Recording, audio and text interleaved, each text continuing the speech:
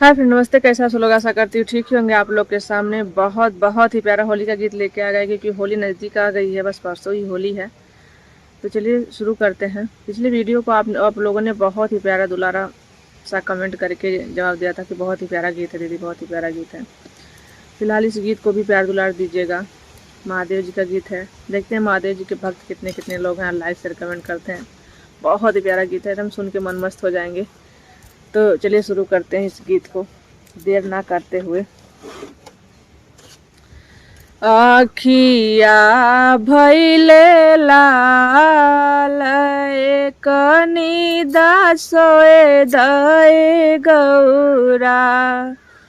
अखिया भैले लाल कनी दासोए दए गौरा। अखिया भैले लाल, अखिया भैले लाल, अखिया भैले लाल, अखिया भैले लाल कनी दासोवे दाए गौरा। अखिया भैले लाल कनी दासोवे दाए गौरा। जइबो बाजारे गौरा टिकावाले अइबो। जइबो बाजारे गौरा टिकावाले अइबो। टिकावाले अइबो गौरा टिकावाले अइबो। अरे विदियाले अइबो झोपेदार हो। अरे विदियाले अइबो झोपेदार कनी दासोवे दाए गौरा।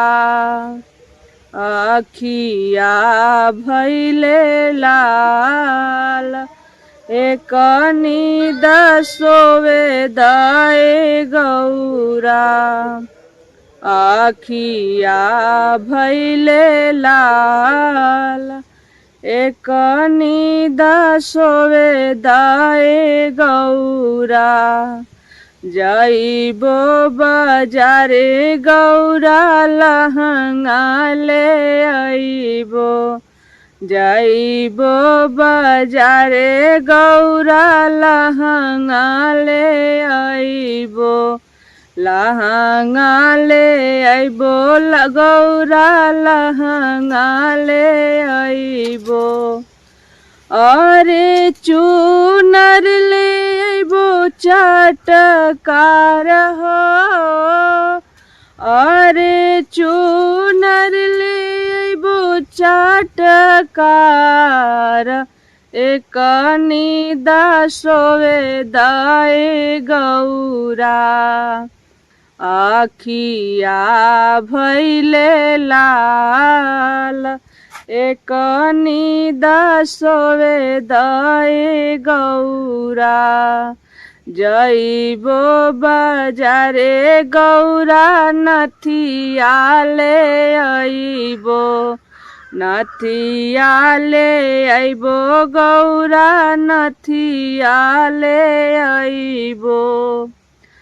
अरे झुमका ले अइबो झोपेदार हो।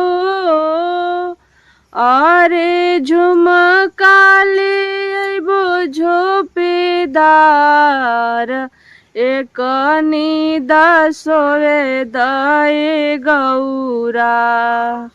अखिया भैले लाल कनी दासोवे दाए गौरा।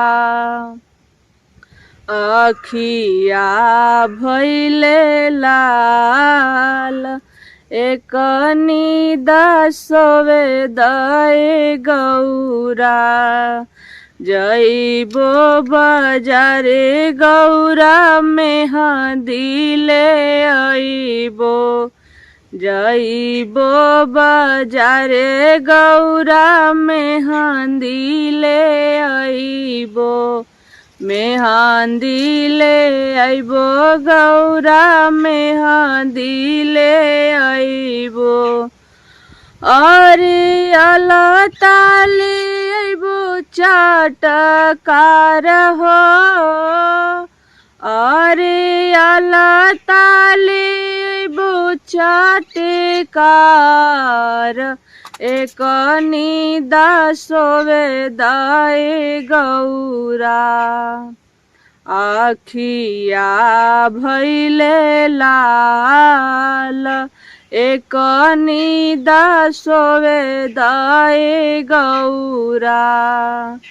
आखिया भैले लाल, एक निदा सोवे दाए गौरा। आखिया भैले लाल, एक निदा सोवे दाए गौरा। वीडियो पसंद आए तो लाइक और कमेंट जरूर करें। जय माता दी, हर हर महादेव।